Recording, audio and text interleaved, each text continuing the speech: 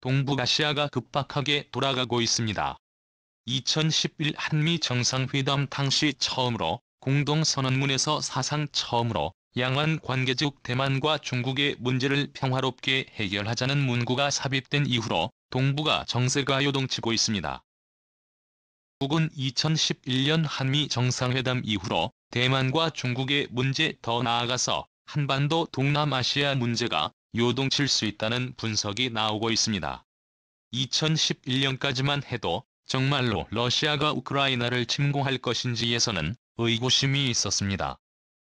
하지만 2012년 정말로 침공을 하면서 중국과 대만 사이 양안 간에도 침공이 거의 확실시되고 있다는 우려가 확산되면서 시진핑의 정권 교체설이 확산되고 있습니다. 포포 전략TV 시진핑 건강 이상설이 확산되고 있습니다. 영국 데일리메일에서는 시진핑 주석이 갑자기 부풀어 오른 혈관을 발견한 이후 뇌동맥 치료를 위해 서수술을 준비했으나 수술을 하지 않을 것이며 약물 치료를 통해 치료를 이어갈 것이라는 보도를 내보내고 있습니다.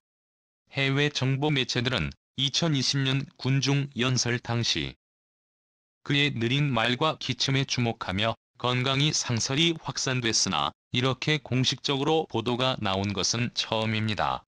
시진핑의 차기 유력 지도자로 거론되는 인물은 리커창 총리입니다. 시진핑과 경제정책으로 대립각을 세웠던 그는 중국 경제 실체를 낱이 고발한 바 있습니다. 1인당 GDP가 1만 불을 넘긴 시점에 그는 중국의 GDP 통계는 믿을 수 없다는 폭탄 발언을 한다거나 중국 인민 6명이 월 수입은 고작 17만 원에 불과하다는 언급을 내놓을 뿐 아니라 급속한 봉쇄 정책으로 서민들이 먹고 살기 힘들어지자 노점상을 일시적으로 허용하는 정책을 내놓는 등 민족주의와 체제적 이념을 앞세운 정치외교적 아젠다보다 현실적인 경제 정책에 대한 이슈를 메인 의제로 올려놓는 데 치중을 해온 인물입니다. 이 때문에 그가 집권을 하게 되면 시진핑이 임기 내내 진행되어온 반서방 정책과 이후 국가를 하는 행태 대신에 내부 경제 단속에 치중하는 모습을 보일 가능성이 높다는 분석이 제기됩니다. 리커창 이중국 국가주석이 되면 4가지 시나리오가 구상되고 있습니다. 그럼 한번 살펴보겠습니다. 첫 번째, 러시아 굴이 고급 영어를 모국어처럼 자유롭게 가능하며 세계 경제 포럼 다보스 포럼과 같은 국제 컨퍼런스 행사의 주요 회원인 리커창 총리는 중국 지도자 중 가장 친서방 인사로 분류됩니다. 중국의 3대 파벌인 태자당 공청단 상하이방세기 세력 중 태자당 세력인 시진핑과는 다르게 리커창은 후진타오가 있었던 공청단 출신의 인사이며 어느 정도 친미적 성향의 인사로 분류되고 있습니다. 그뿐 아니라 그는 중국 내의 민족주의 성향의 아젠다를 내놓기보다는 어느 정도 글로벌리스트적 성향의 인사로 분류됩니다. 그가 만일 중국의 최고 지도자가 된다면 러시아가 고립될 가능성이 어느 정도 존재합니다. 그는 글로벌리스트적 인사로서 글로벌리즘을 지향하는 인물인 반면 러시아는 반글로벌리즘을 추구하기 때문입니다. 현재 러시아는 중국의 금융적 지원을 받고 있는 상황으로서 러시아가 중국의 경제에 종속됐다는 분석까지 나오던 상황이었습니다.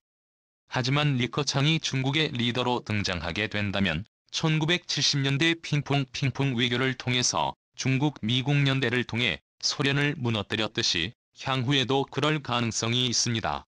두 번째, 베트남 인수와 베트남은 한국이 가장 많은 경제적 투자를 한 나라입니다. 얼마 전에도 롯데그룹은 호치민의 강남이라고 불리는 신시가지 지역의 토트넘 에코 스마트 시티 개발 사업을 수조 원대의 건설 프로젝트를 따냈습니다. 많은 한국 자본이 베트남을 이탈하는 상황 가운데에서도 한국 주요 기업들은 베트남을 현대적인 국가로 변모시키기 노력 중이고 베트남 GDP의 절반 이상이 우리 기업들의 진출을 통해 이뤄낸 성과로서 베트남의 최대 투자국은 대한민국인 상황입니다. 그런데 베트남은 여전히 정치 제도적 문제가 있는 상황입니다. 권위적인 정치 시스템 사회주의적 행태가 남아 여전히 부정부패 및 민주주의 인사들에 대한 탄압과 수감이 이루어지고 있는 상황입니다. 거기에 더 나아가 권위주의적인 정치 제도로 인해서 한국 등 서방 기업들의 기업 활동에 영향이 있는 상황입니다.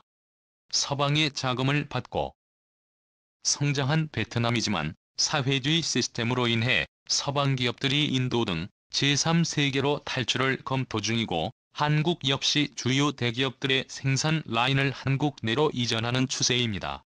현재 베트남의 경제가 성장할 수 있었던 배경으로는 공급망 다변화 정책이 있습니다.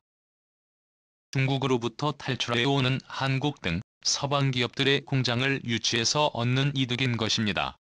하지만 리커창이 중국의 새로운 지도자가 되면 이야기가 달라집니다. 어느 정도 친서방주의 경제의 우선주의 원칙을 핵심 정치관을 갖고 있기 때문에 다시금 중국으로 많은 기업들이 유턴할 수 있어 베트남에서 다시 중국으로 공장이 이전해가는 사태가 빚어질 수 있는 것입니다. 현재 베트남은 최저임금 상승, 물가 상승, 주택가격 상승의 압박으로 인해 시민들의 분노가 폭발하기 직전의 상황입니다. 이러한 상황에서 그나마 있던 기업들까지 중국으로 이전해버리게 된다면 베트남에서 대규모 민주화 봉기가 일어날 수 있어 베트남 당국으로서는 하루속히 정치적인 개혁을 이루어내야 한다는 지적이 나옵니다. 세 번째의 대만의 고립. 대만이 다시금 정치적 고립이 이루어질 수 있습니다. 리커창은 시진핑보다 더 하나의 중국 원칙을 바라고 있습니다. 현재 서방 진영 대부분의 국가들에서는 대중국 외교 원칙에 있어서 하나의 중국 원칙을 지지하고 있는 상황입니다. 하지만 최근 미국 국무부는 하나의 중국 원칙에 대한 문구를 삭제하면서 거대한 파장이 일어나고 있습니다. 하지만 중국이 다시 친서방의 기조로 돌아서게 되고 하나의 중국 원칙을 외교 입장을 고수하는 서방 진영 국가들이 많아지게 될 경우에는 대만의 고립이 지금보다 더욱 심화될 뿐 아니라 대만의 반도체 산업 역시 위기에 처할 수 있을 것이라는 분석이 나옵니다. 현재 대만은 반중국 연대가 결성된 이후로 급속한 경제 성장을 이룩했습니다. 2010년부터 2012년 사이에 1인당 국민소득이 25,000달러에서 35,000달러로 2년 만에 1만 불이 넘는 급격한 성장을 이뤄냈습니다. 하지만 아시중국의 제조 공급망이 집중될 경우 의 경제력이 무너지게 될 수 있습니다. 네 번째, 한국 통일. 중국에겐 더 이상 한반도 통일방의 명분이 사라지게 됩니다. 왜냐하면 시진핑은 오랜 기간 주변국을 위협함으로 인해서 서방국들의 견제를 받아왔습니다. 다시 중국이 서방의 신뢰를 받는 정상국가가 되려면 주변국에 대한 패권 확장 전략을 멈추어야 하기 때문입니다. 리커창이 중국의 신규 지도자가 된다면 그는 글로벌리즘을 추구하는 인물로서 현재까지 중국이 취해온 패권 확장 전략이 중단될 가능성이 제기됩니다. 대표적으로 남중국 해해 인도 국경 등의 갈등이며 가장 중요한 문제는 한반도 간선 문제입니다. 중국 시진핑은 북한 정권 급변 사태 신의 계급 분할 방안을 정식으로 미국의 제2의 무리를 일으킨 바 있습니다. 심지어 미국 대통령마저 중국은 한국을 역사적으로 속국으로 보고 있다는 말을 했다고 언급한 바 있습니다. 하지만 중국이 다시 정상국가가 되려면 더 이상 한반도 통일 문제에 관여해서는 안 되는 상황입니다. 중국은 그동안 한반도를 핀란드라이제이션, 즉 중립국화를 해야 한다고 주장하고 있습니다. 한반도의 핀란드화는 매우 좋은 말 같지만 그러나 역사를 들여다보면 그것은 매우 굴욕적인 일로 앞으로 무슨 외교적 의사결정을 할 때 중국의 눈치를 봐야 한다는 것을 의미하는 것입니다. 최근 한국 외교가 미국 등 서방 진영과 밀착 연대를 과시하기 시작하면서 최근 중국은 신흥경제국 체제 브릭스에 한국을 포함시켜 함께 신흥국 시장에서 협력하자고 제의를 한 상황입니다. 대한민국의 외교적 정체성을 G7과 같은 선진 서구 열강 무대의 메이저한 회원국이 아니라 개발도상국으로서 같이 중국의 친구가 되라는 의미인 것입니다.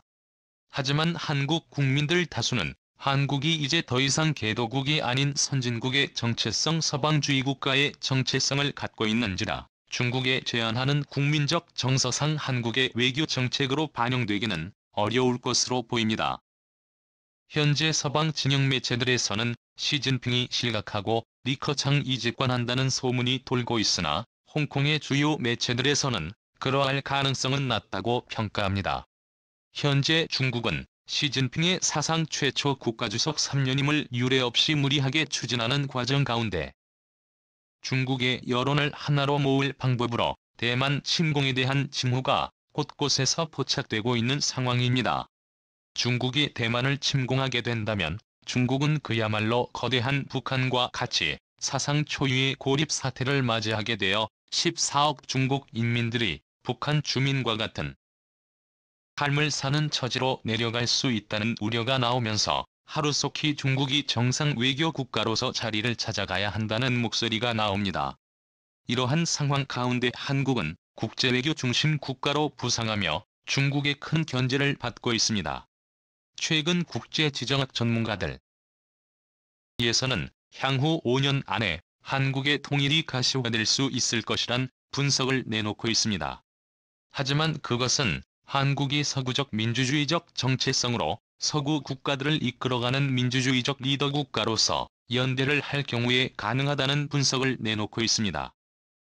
우리는 과연 한국의 통일을 볼 수 있을까요? 커플 전력 TV 오늘은 이걸로 마치겠습니다. 시청해주셔서 감사합니다.